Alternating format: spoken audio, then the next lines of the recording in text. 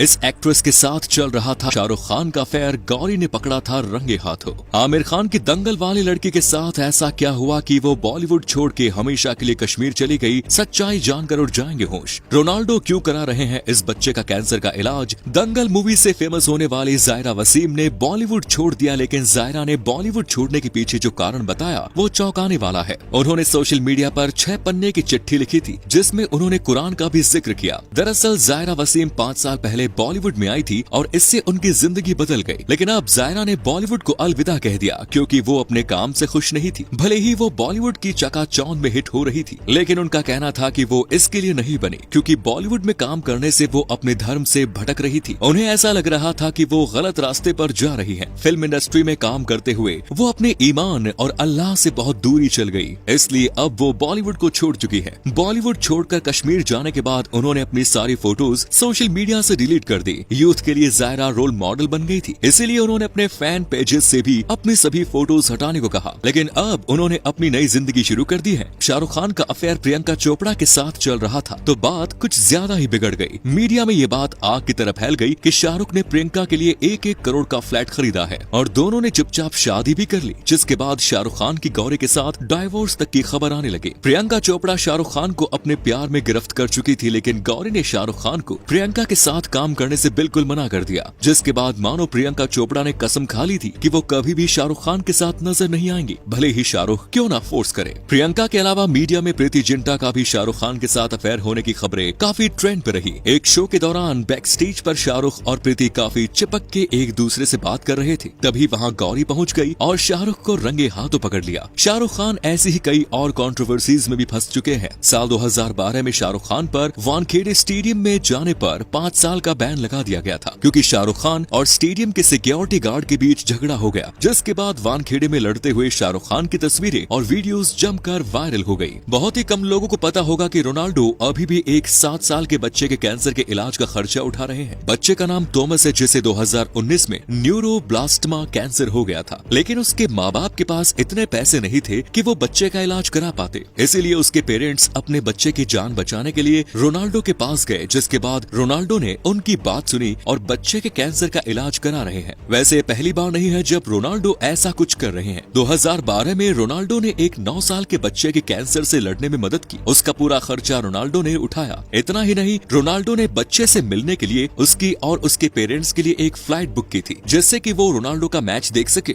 लेकिन दुख की बात यह है कि बेस्ट इलाज के बावजूद भी बच्चे को बचाया नहीं जा सका और 2013 में वो गुजर गया। ताजमहल का रहस्य उसके तहखाने में छुपा हुआ है। आज भी ताजमहल के बहुत से कमरे शाहजहां के काल से बंद पड़े हैं, जो आम लोगों की पहुंच से परे हैं। कहा जाता है कि ताजमहल जितना जमीन के ऊपर बना हुआ है, उतना ही जमीन के नीचे गहरा भी है। शोधकर्ताओं की माने तो ताजमहल के नीचे 1000 से भी ज्यादा कमरे हैं। साथ ही ताजमहल बाहर निकलने के लिए एक खुफिया दरवाजा है, जिसे शाहजहां के समय से ही ईंटों से बंद करवा दिया गया था। लेकिन जिन ईंटों से कमरों को बंद करवाया गया है, वो ईंटें गेट बनने के बाद बनाई गई थी। ऐसे में सवाल ये उठता है कि भला इन कमरों को आखिर बंद करवाने की जरूरत क्यों पड़ी। इस पर कई रिसर्चर्स की माने तो कमरे में मुमताज की कब्र को रखा गया है, जिसे गवर्नमेंट ने बंद करवाया है। वहीं कुछ ने दावा किया है कि इस जगह पर पहले एक ताजु महालय नाम का शिव मंदिर था, लेकिन अब एक नई कॉन्स्पिरेसी की माने तो इन तहखानों के नीचे खजाना है, जिसकी पुष्टि मेटल डिटेक्टर में भी हुई है। इनमें से कई दरवाजे खुले लेकिन बाद में बंद कर दिए गए, जिसके बाद ये रहस्य अब भी कायम है कि इन दरवाजों के पीछे आखिर क्या है, जिसे जानने से सरकारें भी डरती हैं।